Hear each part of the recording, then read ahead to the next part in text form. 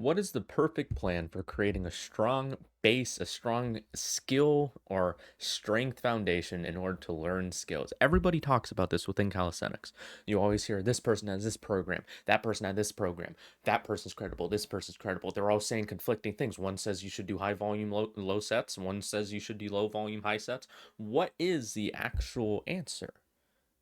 Here today, I want to help you walk through that because someone like me, I was confused about the same thing when I started. I started calisthenics roughly a year ago after 4 years of weightlifting, give or take. I was on and off during that period, but 4 years, decent bit of experience.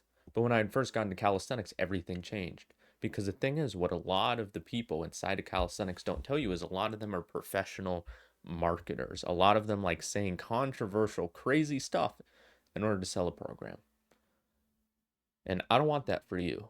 I don't want you to have to go through the plateaus and the weird questions and the weird lapses in progress and the weird autistic jumps that I had to make for you. If you don't know who I am Brandon Maloney. I've been doing calisthenics for roughly a year. I am 16 years old. I started when I was 15.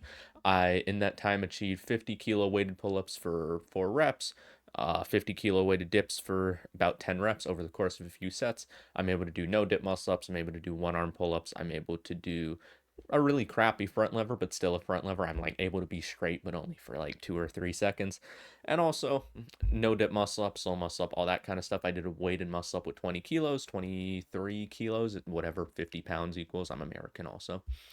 So I'm going to be giving you all of the information that you need to know on how to make your perfect program and kind of just random rants here and there of how to avoid other people who are just trying to sell you something.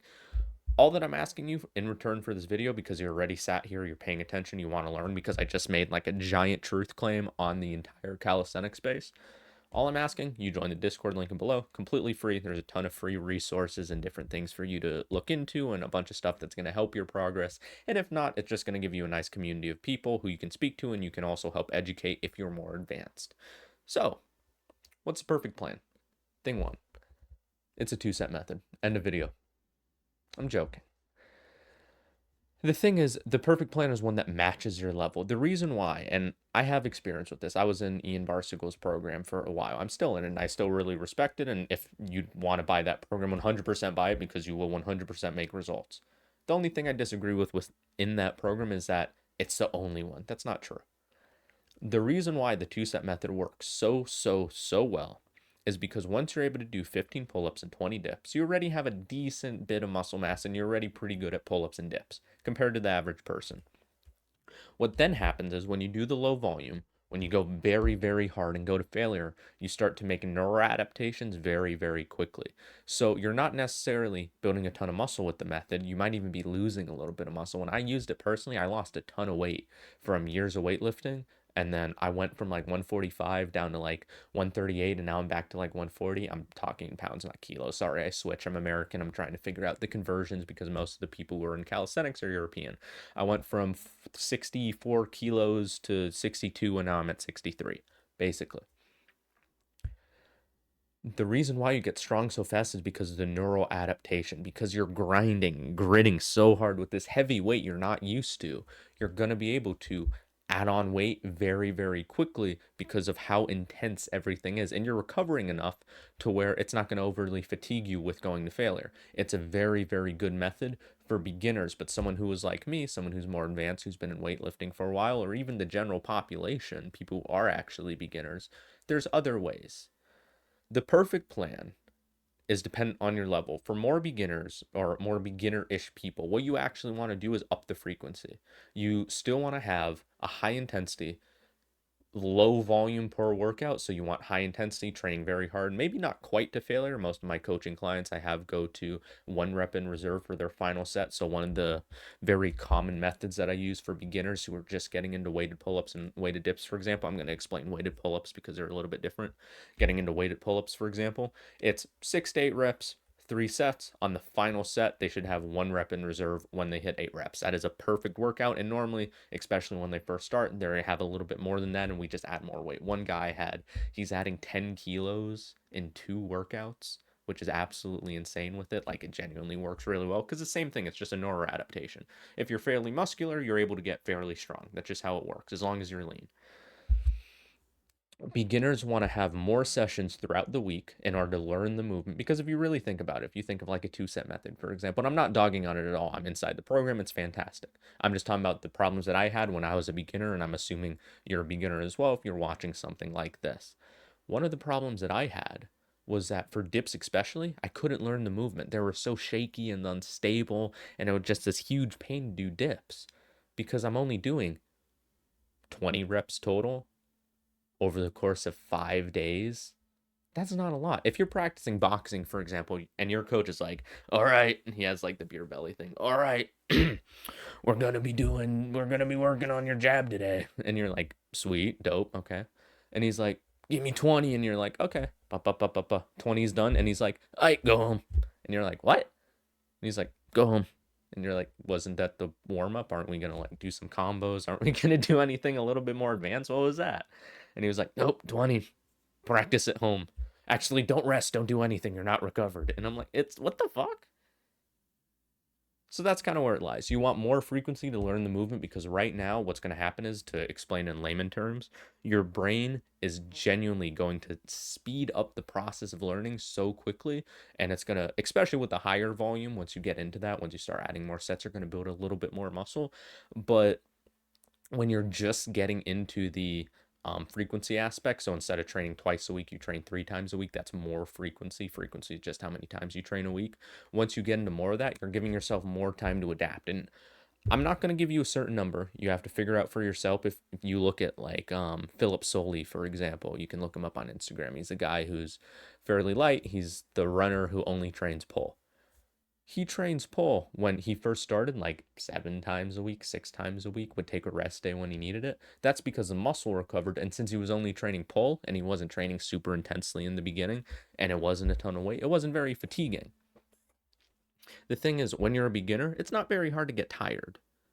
You're not strong enough to get tired. You're not strong enough to be able to actually push yourself to the point of you're exhausted. The thing is, what is going to tire you out though is how quickly you make those neural adaptations. Because the stronger you get, the faster you get, the more of like a punch it is to your brain and kind of like what's in your spinal cord sending signals to the rest of your body.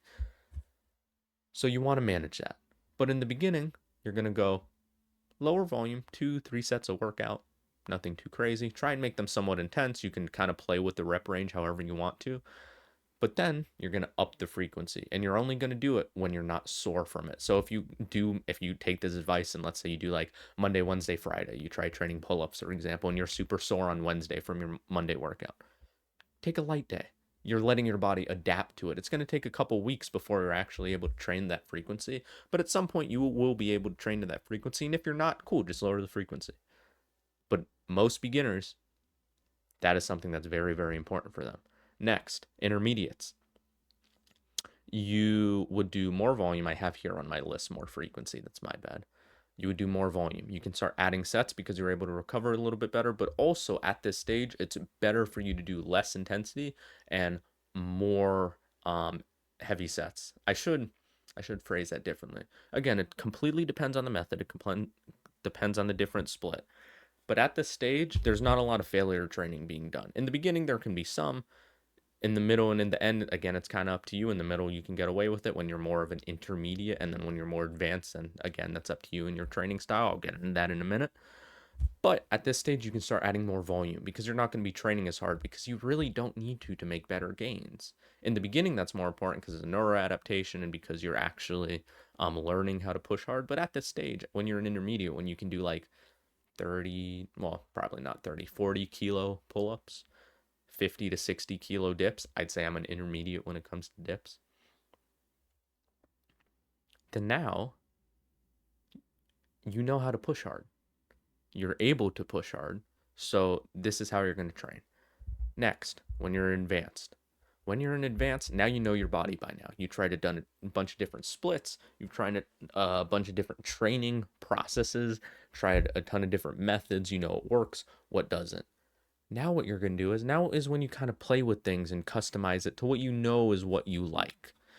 And not just what you like in the sense of I'm only going to do what I enjoy, but in the sense of I know what my body adapts to. I know it works. I know that when I do this, this is going to work. Absolute dead stop. I know when I go from this rep range to this rep range, or I do this specific split, or I do handstand push ups in this specific way with this specific method, or whatever. You know you make progress. And the thing is, when you're advanced, the progress is much slower, but normally you can be a little bit more sure of it because at that point you're more consistent with your out of gym habits like sleeping, eating, all that kind of stuff, just recovery in general.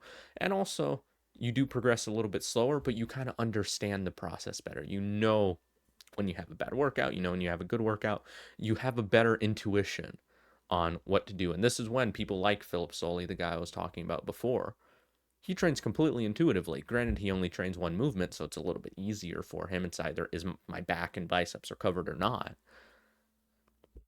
But he trains completely intuitively. So do a lot of skills based athletes because they know their bodies so well. This is for advanced people. Beginners should not be training intuitively. You should not be going, well, I'm not sore today. This is. I actually did that in the beginning of my bodybuilding career when I like first got into lifting. I was trying to do like the aesthetics bro shit with like the wide shoulders, wide lats, all that kind of stuff. Beefy forearms. I have beefier forearms. Thank you. I did that form of training to where I would just go on intuition. If the muscle isn't sore, I'm going to work it. And honestly, for muscle growth, that works really well. I've worked with people that I've coached, that I've spoken to, who have like really decent physiques that have been training for not too long, but they're really, really weak for how long they've been training. Because in order to get better in strength training, you need a plan. In order to get better in skills in the beginning, you need a plan. Even as an advanced, I would say it's better, but I'm not there yet, so I can't comment on it too heavily. But when you're advanced, you can kind of do what you know in your head is right because your intuition is there. I just want to clarify there aren't three levels to this. It's not beginner, intermediate, advanced, all that. I had a conversation with this or with someone earlier about that because he was asking, am I in an intermediate, am I advanced? And I said, I don't know. You can't know that. How you determine what level you're at is how you're progressing and what your genetic potential is. You can see how you're progressing, but you can't see what your genetic potential is. It's impossible to know on what scale you're at unless you're comparing yourself to other athletes. And in that case, if you have really bad genetics, then you're always going to be a beginner. But if you went from one pull up after training for a couple months, and then you train for 10 years and now you're at, and you've only done street lifting and now you're at 40 kilos for 10 reps, that's not like a crazy impressive number by street lifting standards, but you're super, super advanced in what you know because you started at such a low point. So keep that in mind. How do you know what amount of volume to do? For strength training, between 5 and 10 sets is normally best. This is when you get more intermediate, more advanced, when you stop recovering as well, because the stronger you get, the harder it is to recover. Because one, it's more fatiguing, but two, you actually take on more muscle damage, not only because you have more muscle in this stage, but because since you're lifting just heavier weight, it's more damaging. 5 and 10 is ideal for most people. You can play with it, you can play with the frequency, but that's just a number that I'm going to give you. Just general rule. There's so much nuance there. I can't give that all to you exactly right now, but I would split that up into 2 to 3 sessions. Maybe not 4 unless you're doing like a deload session. Maybe not even 3 unless you're doing a deload session. I personally have never been able to recover from 3 sessions a week, and I'm going to try it again now because I kind of understand how to train properly to where I'm not going like balls to the walls every time. But that is completely up to you. I have here in my notes a strength graph. So what happens is during your workout, this is why high rest times are so important. Rest times like 5 minutes plus. This is why it's so important. Let's say you rest 3 minutes. Let's say you're doing 4 sets of 5 to 10 reps. That's like a decent strength rep range, like kind of at the higher end, but still a decent rep range. Set one, you do 10 reps. Cool. It was pretty hard. Maybe like you had 2, 3 reps in reserve. No problem. Rest 3 minutes. You're not letting your nervous system rest enough during that period. Your creatine stores, the reason why people supplement with creatine and it helps them recover in between sets, your creatine stores aren't filled yet. At least filled to where they're like kind of, I don't want to say acceptable, but acceptable enough for you to make similar output the next set. Do your next set, you get 7 reps. Cool. Pretty hard. Maybe you had like 1, 2 reps in reserve, rest 3 minutes. Set 3, you get 5 reps. Ooh, that's the bottom of the rep range. Next set, I'm going to have to go really, really hard in order to hit my rep range. Next set, you might get 4, you might get 5, whatever. That's with lower rest times. With higher rest times, what happens is you let your nervous system recover more. You let your creatine phosphate stores recover. I think it's phosphate. I'm not entirely sure on that.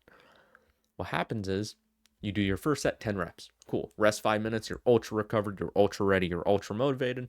Next set, you get 9 reps. Cool. Maybe you had 1 rep in reserve. Rest 5 minutes again. Cool. 9 reps again. Awesome. Next set, maybe 7 reps, maybe 8 reps, whatever. But you did a lot more work. So you're going to get a lot stronger of an adaptation throughout that period.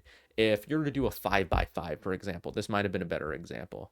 If you were to do 5 sets of 5 reps and you only rested 3 minutes, by the end, you're going to be so much weaker than when you started. You're going to be so much weaker because you're only resting 3 minutes. You're doing 25 reps with a really heavy weight, proportionate to what you can do. And obviously, there's nuance there, like you're probably using like your 10 rep max or whatever for 5x5. But, anyways,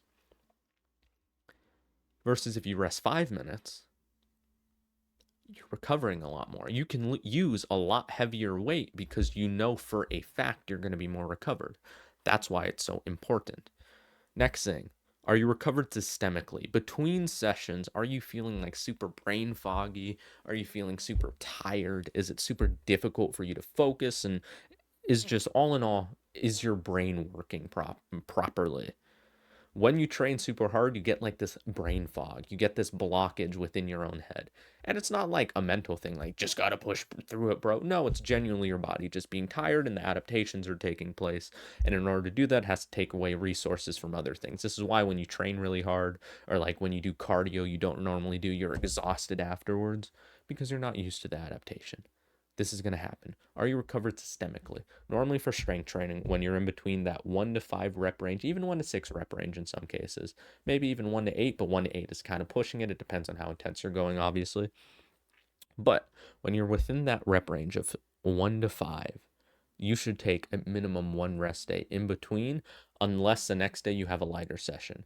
So I think it's NCAASS or NASDAQ or however you say it, some strength and conditioning association that I worked with a decently famous YouTuber. I don't know if I'm allowed to say his name because that might be like bad or whatever. But I worked with a guy who had a strength and conditioning certificate, and he had like a bachelor's in exercise science, and like they were twin brothers. You might know who I'm talking about. Curly hair, recently changed her content style. If you don't know who I'm talking about, you'll never know who I'm talking about. So, ha. Anyways, I was working with him, and he would always preach that when you train for strength specifically, it's best to have a rest day in between, regardless of what you're doing. So if you're doing like 1 to 5 reps on Monday, regardless of what you're doing Tuesday, you need to take a rest day because you're not going to be recovered systemically. At least at my strength level, when I'm decently strong, I weigh 63 kilos, pulling 50 kilos pretty easily. At least at my strength level, it's not enough to where the next day I can't do a lighter session. So what I do is for my pull day, I do 3 to 6 reps, again, depending on the sets, and I do some down sets at the end of that, or some back off sets, or whatever you want to call them. Then the next day is my push day. Most people would say take a rest, but I feel completely fine doing sets of 8 that day. So you really, really do have to customize it to you. And that's where I'm talking about getting into the more advanced category, because when it comes to calisthenics, I'm not advanced at all in my strength. But I have been training for a long time, and I do know my body and other people's body fairly well, just based off looking at them and my own experience and coaching people. So you have to see. There are principles, but sometimes if you know the principles don't really apply to you in that way, you can break them a little bit or you can bend them a little bit. Now, I'm sure as heck going to take a rest day after that because I know I'm going to be fatigued for another strength training session. And I always take a rest day before I do a heavy session, but sometimes I do a lighter session after a heavy session. Next thing, this is something I also learned from the same guy.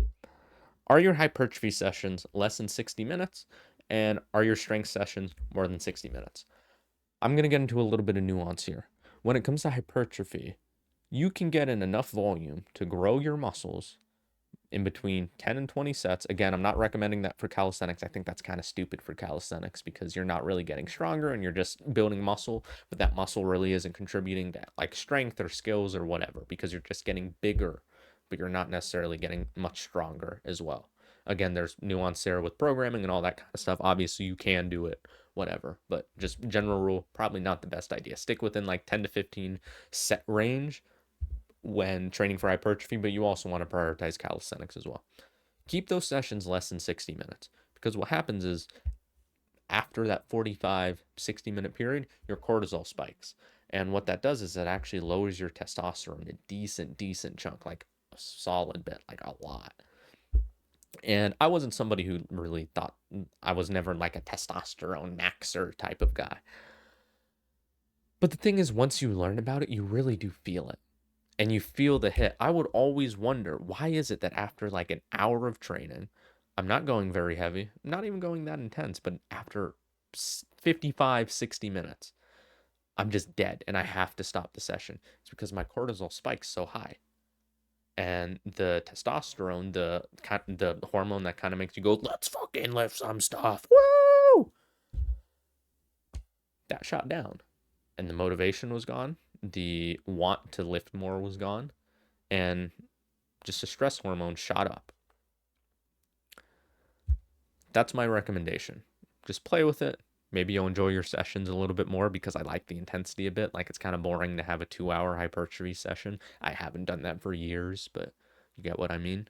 But strength sessions, it's kind of hard to have them less than 60 minutes. You kind of bite the bullet on that one unless you're like super prioritizing one lift. Like this pull day, I'm only going to do muscle ups and I'm only going to do pull ups. But the preacher curl machine is right there and I got to get these gains. You feel me? So again, that's a little bit of nuance. That's up to you and what your goals are. This I'm going to rant about for a little bit. People who say the best plan is the oh my god, I just had like a I trained earlier today. I'm fatigued. You must understand. The best plan is one you can stick to. That's the biggest load of crap that the fitness industry has ever said.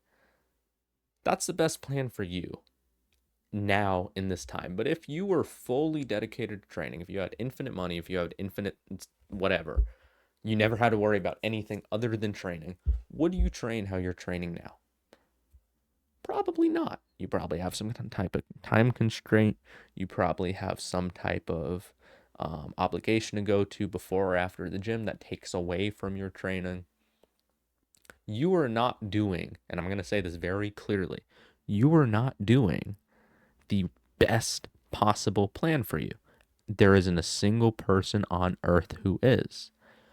But that means when your situation changes, when you have a break from school, for example, or a break from work, or you have an off day from work, or you're moving somewhere and you have a little bit more free time for whatever reason. Maybe you had to walk to the gym now, or maybe before you had to drive to the gym, it was like 20 or 30 minutes. Now it lives right next to you. It takes 5 minutes, whatever.